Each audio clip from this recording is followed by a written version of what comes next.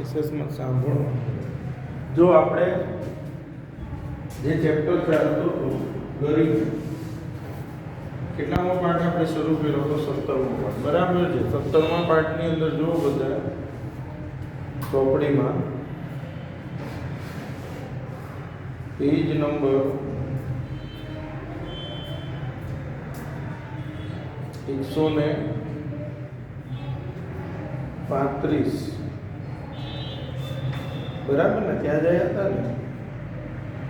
ક્યાં સુધી કર્યું હતું ગયા લેક્ચરમાં? વ્યૂહરચનાઓ. બરાબર. વ્યૂહરચનાઓની અંદર પહેલો મુદ્દો થઈ ગયો હતો. જો ગરીબી નિવારણની વ્યૂહરચનાઓ કે ગરીબી નિવારણ માટે ભારતની અંદર કયા પગલાં ભરવામાં આવ્યા છે, પેજ નંબર 135 થી શરૂ કરીએ છીએ. બરાબર છે. ગરીબી નિવારણની વ્યૂહરચના. હવે જો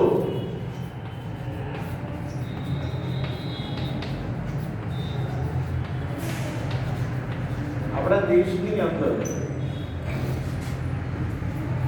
ગરીબી એ એટલી મોટી સમસ્યા છે, ઊંડે ઘર કરી ગયેલી સમસ્યા છે.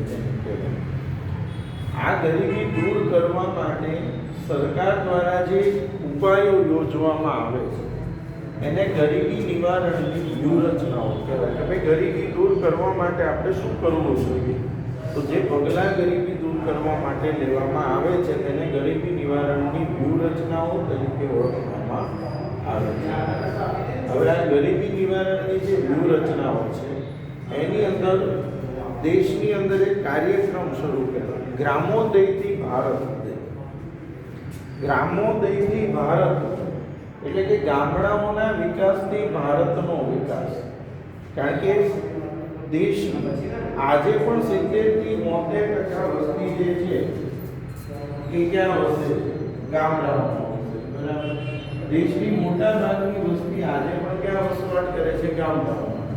તો ગામડાનો ઉદ્ધાર થશે ને તો જ દેશનો ઉદ્ધાર થશે, એના વગર થશે નહીં. એટલે ગ્રામોદયથી ભારત ઉદયનો જે કાર્યક્રમ શરૂ કરવામાં આવ્યો છે અને ગ્રામોદયથી ભારત ઉદય તે અંતર્ગત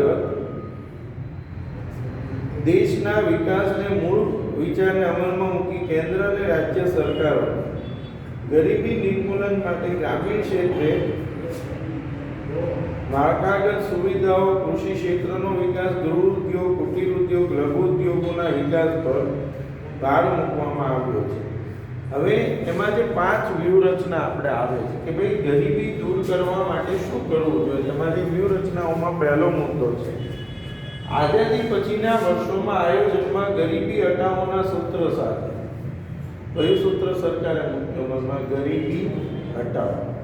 કે ભાઈ દેશની અંદર ગરીબી દૂર થવી જોઈએ. એટલે ગરીબી હટાવોના સૂત્ર સાથે તે સરકારે મોટા પાયાના અને ભારે ઉદ્યોગોને વિકાસ ઉપર ભાર આપ્યો. જો બહુ સમજજો બધા. વ્યૂહરચના પહેલું, શહેરોની અંદર મોટા પાયાના અને ભારે ઉદ્યોગો,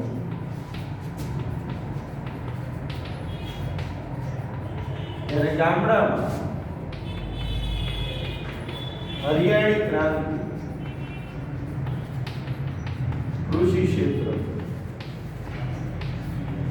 શહેરોની અંદર સરકારે મોટા પાયાના ભારે ઉદ્યોગોની વાત કરી, કારણ કે શહેરોમાં શું વધુ હોય? ઉદ્યોગો. અને એ ઉદ્યોગો દ્વારા રોજગારીની તકો સર્જવાની, આવકમાં વધારો કરવાનો પ્રયત્ન કરવામાં આવ્યો છે. બરાબર. શહેરોની અંદર શું પ્રયત્ન કરવામાં આવે છે? કે મોટા પાયાના ભારે ઉદ્યોગો સ્થાપવા, જેથી કરીને એમાં રોજગારીની તકો ઊભી થાય અને શહેરના લોકોની આવક વધતા એ લોકો ગરીબીમાંથી બહાર આવે. બરાબર. જ્યારે ગામડાની અંદર શેને મહત્વ આપવામાં આવ્યું છે? કૃષિ ક્ષેત્ર. કારણ કે ગામડામાં મોટા ભાગના લોકો શેમાં કામ કરતા હોય? કૃષિ ક્ષેત્ર. શહેરોમાં ઉદ્યોગોનો વિકાસ કરવો, ગામડામાં ખેતીને મહત્વ આપો. આ રીતે દેશનો વિકાસ કરવો એ પ્રયત્ન કરવામાં આવ્યો, જેથી ગરીબી દૂર કરી શકાય. તો આ પહેલા મુદ્દામાં જો હું વાંચું છું, આઝાદી પછીના વર્ષોમાં આયોજનમાં ગરીબી હટાવોના સૂત્ર સાથે જે તે સરકારે મોટા પાયાના અને ભારે ચાલુ ઉદ્યોગોના વિકાસ પર વિશેષ જોર આપ્યો હતો. તેના વિકાસ માટે અનેક પ્રોત્સાહનો આપ્યા, જેથી શહેરો વિકસે અને બીજી બાજુ ગ્રામીણ ક્ષેત્રે હરિયાળી ક્રાંતિના લક્ષ્ય સાથે જમીન ધારા સુધારણાના કાર્યક્રમોના અમલ પૈકી ખેતી ક્ષેત્રનો વિકાસ સાધીને દેશના ઉત્પાદનમાં વધારો થશે. જો શહેરોની અંદર મોટા પાયાના અને ભારે ઉદ્યોગોની વાત કરીએ અને ગામડામાં હરિયાળી ક્રાંતિ દ્વારા ખેતીના વિકાસ ઉપર ભાર મૂકવામાં આવ્યો છે. બરાબર. તેના લીધે રોજગારીની તકોનું સર્જન થશે, રોજગારી વધશે, આવક વધશે અને આવક વધતા ગરીબીની સ્થિતિમાં સુધારો થશે. બરાબર છે. ઉદ્યોગોના વિકાસમાંથી ઉદ્યોગ માલિકોને મળતા આર્થિક લાભો, ઉદ્યોગ માલિકો, ધનિક ખેડૂત કે જમીનદાર જેવા ધનિક વર્ગોની મળતી આવકનો વધારાનો લાભ ક્રમશઃ ગરીબો સુધી વિસ્તરશે. હવે સ્વાભાવિક છે, ઉદ્યોગોના માલિકોની આવક વધશે તો એ આવક છે એનો એક હિસ્સો કોના ભાગમાં આવવાનો? કામ કરતા મજૂરો, માણસોને મળવાના છે ને માર્કેટ, તો એમની આવક કોઈ વધશે ને એ લોકો ગરીબીમાંથી બહાર આવી શકશે. બરાબર છે. અને તેથી ગરીબોની સંખ્યા ઘટશે. પરંતુ આ વ્યૂહાત્મક આશાવાદ ઠગારો નીવડ્યો. આવું વિચાર્યું હતું પણ એવું બન્યું નથી. બરાબર છે. અને દેશના આર્થિક વિકાસની ગતિ ધીમી રહી. મંદ આર્થિક વિકાસની સાથે આવકની અન્યાયી અને અસમાન વહેંચણી થતા આવક અને સંપત્તિનું કેન્દ્રીકરણ સમાજના ટોચના અમુક ધનિકોના હાથમાં જ રહ્યું. આમ આર્થિક વિકાસના લાભોનું વિસ્તરણ ન થતાં ગરીબોની સ્થિતિમાં કોઈ સુધારો ન થયો. ટૂંકમાં સરકારે આવું વિચાર્યું હતું પણ એવું બન્યું નહીં. અને એવું ન બન્યું એટલે ગરીબોની સ્થિતિમાં કોઈ સુધારો થયો નથી. બરાબર. બીજી વસ્તુ, આવકની અસમાન વહેંચણી. અસમાન વહેંચણી એટલે શું? ધનિક વધુ ધનિક બને અને ગરીબ વધુ ગરીબ. એને શું કહેવાય? અસમાન વહેંચણી. આવકની અસમાન વહેંચણી થતાં ધનિકો વધુ ધનિક બન્યા અને ગરીબો વધુ ગરીબ બન્યા. બરાબર. બીજું, સરકારે આવકની અસમાનતા દૂર કરવા માટે, જો પહેલો મુદ્દો આપણે જોયો, બીજો મુદ્દો આવકની અસમાનતા દૂર કરવા.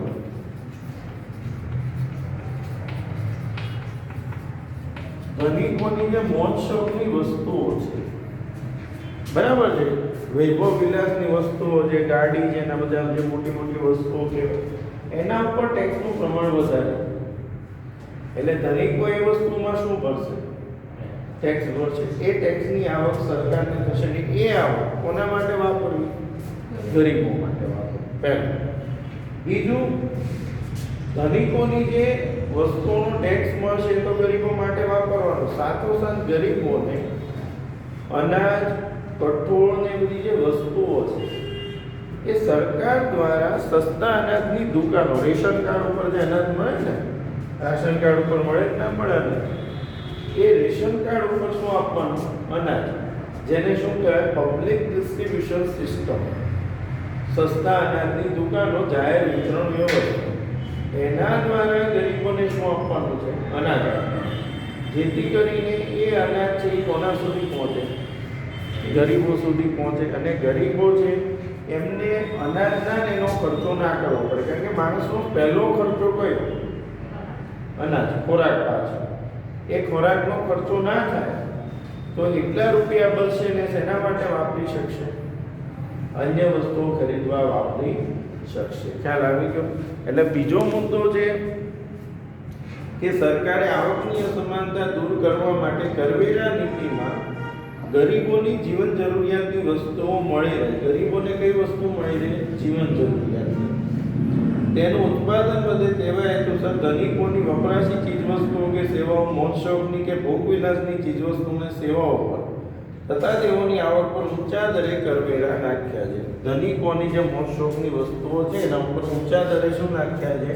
કરવેરા. બરાબર. તેની સાથે ગરીબોની ચીજવસ્તુઓ પાછળનો વપરાશી ખર્ચ વધીને જાય. આવકનો મોટો હિસ્સો જીવનની પાયાની જરૂરિયાત સંતોષવા પાછળ ખર્ચાઈને જાય તેની કાળજી રાખીને આવી વપરાશી જીવન જરૂરિયાતની વસ્તુઓ જાહેર વિતરણ પ્રણાલી, પબ્લિક ડિસ્ટ્રીબ્યુશન સિસ્ટમ હેઠળ, પીડીએસ હેઠળ વાજબી ભાવની દુકાનો દ્વારા નિયત જથ્થામાં રાહત દરે ઘરઆંગણે પૂરી પાડીને વાજબી ભાવની દુકાનો દ્વારા સરકાર શું કરે છે? આ બધી વસ્તુઓ ગરીબોને આપે છે. ઘઉં છે, ચોખા છે, આ બધી વસ્તુ શેમાં મળે છે? રેશન કાર્ડ પર. જેથી કરીને એ લોકોને જે રૂપિયા ખર્ચવા પડે છે આ જીવન જરૂરી વસ્તુઓ માટે, એ ખર્ચવા પડશે નહીં. ખ્યાલ આવી ગયો બધાને? પછી ત્રીજો મુદ્દો, સરકારને ગરીબી નાબૂદી માટે કૃષિ ક્ષેત્ર ઉપર વિશેષ ભાર આપવાનું સૂચન થયું છે કે ભાઈ તમારે ગરીબી ઘટાડવી છે તો તમે ખેતીને વધુ મહત્વ આપો અને ખેતીમાં જે ખેડૂત છે એની સ્થિતિમાં શું કરવો જોઈએ? સુધારો કરવો. સુધારો એટલે કેવું? તો કે જમીનને લગતા સુધારા કરો. જે વ્યક્તિ ખેતી કરે છે એનો શું હોવો જોઈએ? માલિક હોવો જોઈએ. એટલે આપણા દેશમાં પહેલા જે જમીનદારી પ્રથા હતી એને સરકારે શું કરી દીધી? નાબૂદ કરી. અને એની જગ્યાએ ગણોતધારો એટલે જે ગણોતધારો ને બધું હતું એ બધું દૂર કર્યું સોની, અને એની જગ્યાએ શું લાવ્યા? ખેડે તેની જમીન. જે વ્યક્તિ જે ખેતી કરતો હોય જે જમીનમાં એની જમીન થઈ ગઈ. આનાથી શું થયું કે પેલો જે ગણોત્યો હતો, મજૂર ખેડૂત હતો, એ હવે જમીનનો માલિક બન્યો. હું તમને એમ કહું, તમારી પોતાની જમીનમાં તમે ખેતી કરતા હો અને તમે બીજાની જમીનમાં ખેતી કરો, એમાં ફેર પડે કે ના પડે? બરાબર. હવે આનાથી શું થયું? ખેડૂતો પોતાની જમીનના માલિક બની ગયા અને એના લીધે લોકોને ઉત્પાદન વધારવાનો રસ વધ્યો કે હવે આપણે ઉત્પાદન વધારવું જોઈએ. એટલે ત્રીજો મુદ્દો, ગરીબી નાબૂદી માટે કૃષિ ક્ષેત્ર પર વિશેષ ભાર આપવાની જરૂર સમજાતા સરકારે જમીન ધારા સુધારાના ઉપાયો, જમીન ટોચ મર્યાદાનો ધારો, ગણોતનું નિયમન, ખેડૂતની સલામતી જેવા અનેક કાયદાઓથી ગ્રામીણ ક્ષેત્રે ધનિક ખેડૂતો કે જમીનદારોની આવકમાં ઘટાડો કરી જમીન વિહોણા ખેતમજૂરો કે ગણોતિયાઓની આવકમાં વધારો થાય એ રીતે ગરીબોની સ્થિતિમાં સુધારો લાવવાનો વ્યૂહ અપનાવ્યો છે. ચોથું, સરકારે કૃષિ અને કૃષિ આધારિત વસ્તુઓ, જો ખેડૂત છે, જે વ્યક્તિ ખેતી કરે એને વર્ષમાં 3 થી 5 મહિના નવરું બેસી રહેવું. પણ આપણે બધા જાણીએ છીએ ખેતી ક્યારે થાય? ચોમાસું અને વધીને શિયાળો. બાકીના 3 થી 5 મહિના તો જમીનોય ખાલી પડી હોય, ખેડૂતોય નવરા. અને બીજું, જે વર્ષે વરસાદ નથી પડતો ત્યારે ખેડૂતોની સ્થિતિ ખૂબ જ શું થઈ જાય? ખરાબ. તો આ સુધારવા માટે સરકારે શું કર્યું? તો એના માટે સરકારે શું, ભાઈ ખેતી ઉપરાંત પશુપાલન છે, મત્સ્ય છે, ડેરી વિકાસ છે, મરઘા બચ્ચા ઉછેર છે એને પ્રોત્સાહન, જેથી ખેડૂતો મત્સ્ય, મરઘા બચ્ચા ઉછેર, ડેરી ઉદ્યોગનો વિકાસ થશે તો એ લોકોની આવકમાં શું થશે? વધારો. બીજું, જ્યારે કૃષિ નબળી હશે ત્યારે પણ આ ડેરી ઉદ્યોગ દ્વારા દૂધનું એનું વેચાણ કરીને લોકો રૂપિયા કમાઈ શકશે, જેથી અમને કોઈ તકલીફ પડશે નહીં અને ગરીબોની સ્થિતિમાં શું થશે? સુધારો થશે. એટલે ગરીબી દૂર કરવા માટે ખેતી ઉપરાંત જે અન્ય ઉદ્યોગો છે, પશુપાલન છે, ડેરી છે, મત્સ્ય છે, મરઘા બચ્ચા ઉછેર છે, એ દરેકનો વિકાસ થાય તેના ઉપર ભાર આપવામાં આવ્યો છે. બરાબર. તો જો સરકારે કૃષિ પર આધારિત અન્ય ઉદ્યોગો, અન્ય પ્રવૃત્તિઓ વિકસે જેવી કે પશુપાલન, ડેરી ઉદ્યોગ, મત્સ્ય ઉદ્યોગ, વનીકરણ, નાની મોટી સિંચાઈ યોજનાઓનો વિકાસ સાધવો, ગૃહ ઉદ્યોગો, કુટીર ઉદ્યોગો, લઘુ ઉદ્યોગોને ખાસ પ્રોત્સાહન સહાય આપી સ્વાવલંબન ક્ષેત્રે યંત્રોનો ઓછો ઉપયોગ થાય એવા ધંધા ઉદ્યોગો થકી રોજગારી વધે તેમજ પરંપરાગત વ્યવસાયો, હાથશાળ અને કુટીર ઉદ્યોગોને માટે પ્રોત્સાહક નીતિઓ જાહેર કરી. જો પશુપાલન, ડેરી, મત્સ્ય, વનીકરણ, નાની મોટી સિંચાઈ યોજના બધાને પ્રોત્સાહન આપ્યું જેથી કરીને જે ખેડૂત, જે ગરીબ વ્યક્તિ છે એને કામ મળતું થાય. એ ખેડૂત હોય કે પછી કોઈ પણ વ્યક્તિ હોય કે જે કામ કરી રહ્યો છે, ગરીબ છે, એને આવક વધારવા માટે થઈને ખેતી સિવાયના ક્ષેત્રે પણ એને કામ મળવું જોઈએ, એના ઉપર ભાર મૂકવામાં આવ્યો છે. બરાબર. એટલે ગ્રામીણ યુવકોને વૈકલ્પિક રોજગારી માટે તકો મળે, ગૃહ ઉદ્યોગોને કાયદાથી અનામત રાખ્યા, શિક્ષણ, તાલીમ, કૌશલ્યમાં વધારો થાય જેવા પ્રબંધો કર્યા. તેથી તેમના રોજગારલક્ષી ક્ષમતાનો વિકાસ થાય, રોજગારીના નવા ક્ષેત્રો ખુલ્યા જેથી આવક વધી અને તેની પરિણામે તેમની સ્થિતિમાં સુધારો લાવવાની વ્યૂહરચનાએ અનેક કલ્યાણકારી સ્વરોજગારીના કાર્યક્રમો સરકારે અમલમાં મૂક્યા છે. એટલે સરકારે ખેતી પર આધારિત જે ઉદ્યોગો છે, ડેરી છે, મત્સ્ય છે, મરઘા બચ્ચા પાલન છે, એનો પણ વિકાસ થાય, સાથોસાથ નાની મોટી સિંચાઈ યોજના યોજનાઓ ચેકડેમ બને, તળાવો બનાવે, ચેકડેમ બનાવે, સિંચાઈ યોજનાઓ બનાવે, બધું ખાડા ખોદવાના બનાવવાનું ને એમાં કોને કામ મળશે? મજૂરો. અને એ મજૂર કેવા હોય? ગરીબ હોય. તો એનાથી એમની સ્થિતિમાં શું થશે? સુધારો થશે અને લોકો ગરીબીમાંથી શું આવશે?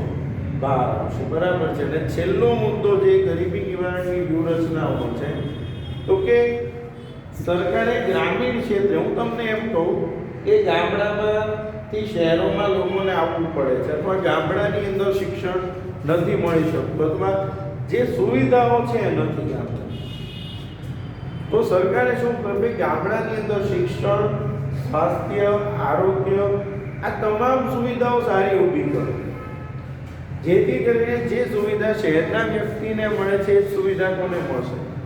ગામડા. તો એને શહેરોમાં આવવાની જરૂર પડશે નહીં. બીજી વસ્તુ, સારું શિક્ષણ મળશે, સારું આરોગ્ય હશે, એમની આવક વધશે, એ લોકો રોજગારીના નવા ક્ષેત્રોમાં કામ કરી શકશે. ભણેલા હશે તો કામ મળવાનું, એના વગર કામ મળવાનું નથી. એટલે રોજગારી મેળવી શકે એ હેતુસર નવા દ્વાર ખોલ્યા, નવી બધી જે યોજનાઓ છે અમલમાં મૂકવામાં આવી છે. બરાબર. આ ઉપરાંત જે સરકાર દ્વારા ગામડાઓના રસ્તાઓને શહેરો સાથે જોડવામાં આવ્યા છે, ગામડાઓની અંદર શાળાઓ શરૂ કરવામાં આવી છે, હોસ્પિટલો બનાવવામાં આવી છે, દવાખાનાઓ છે, આરોગ્ય કેન્દ્ર એની સ્થાપના થઈ છે. બરાબર. આનો ઉદ્દેશ એક જ છે કે જે સુવિધા શહેરના લોકોને મળે છે એ ગામડાના લોકોને મળશે, તો એમની આવકમાં પણ શું થશે?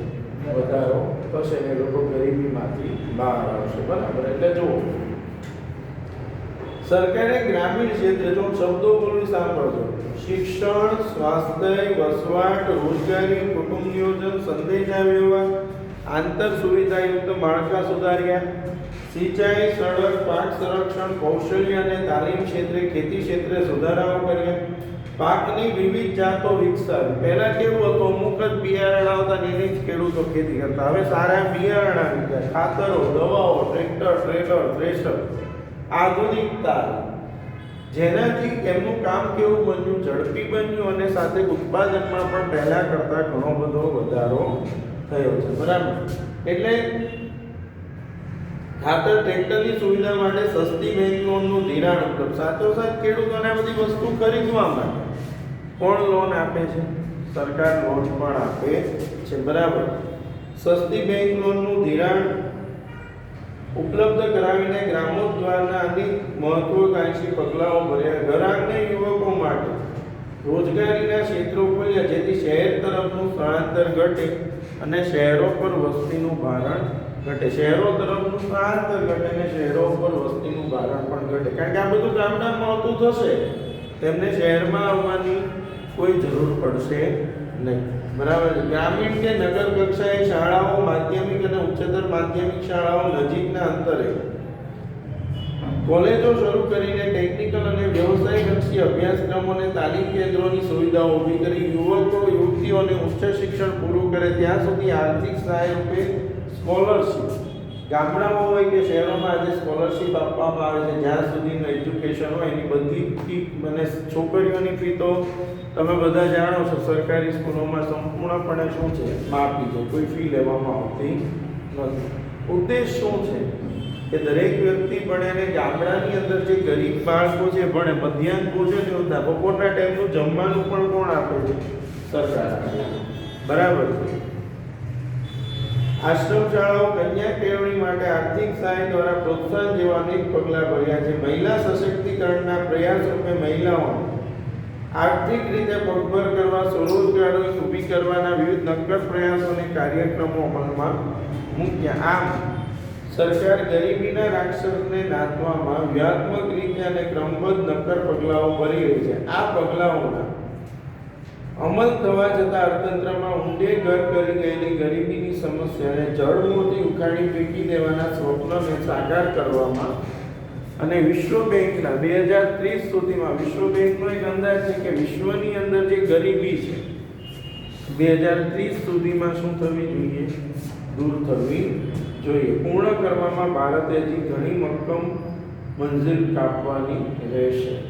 હવે ગરીબી નિવારણ કાર્યક્રમ, જો ગરીબી દૂર કરવાના જે કાર્યક્રમો છે એને ગરીબી નિવારણ કાર્યક્રમો કહેવાય, એટલે કે પોવર્ટી એલિવેશન પ્રોગ્રામ. બરાબર છે. દેશની અંદર ગરીબી દૂર કરવા માટેના જે કાર્યક્રમો શરૂ કરવામાં આવ્યા છે એને શું કહેવાય? ગરીબી નિવારણના કાર્યક્રમો. હવે આ જે ગરીબી નિવારણના કાર્યક્રમો છે એની અંદર આપણે મુખ્ય 5 વિભાગોમાં ગરીબી નિવારણના કાર્યક્રમોને વહેંચવામાં આવે છે. કેટલા ભાગમાં વહેંચવામાં આવે છે? 5. પહેલું વેતનયુક્ત રોજગારીના કાર્યક્રમ, બીજું સ્વરોજગારીના કાર્યક્રમ, ત્રીજું અન્ન સુરક્ષાને લગતા કાર્યક્રમ, ચોથું સામાજિક સલામતીના કાર્યક્રમ અને પાંચમું શહેરી ગરીબી નિવારણના કાર્યક્રમ. એટલે ગરીબી નિવારણના કાર્યક્રમો છે મુખ્યત્વે 5 ભાગમાં વહેંચવામાં આવે છે. બરાબર, જે આપણે હવે આવતા લેક્ચરમાં સમજીશું. બરાબર છે.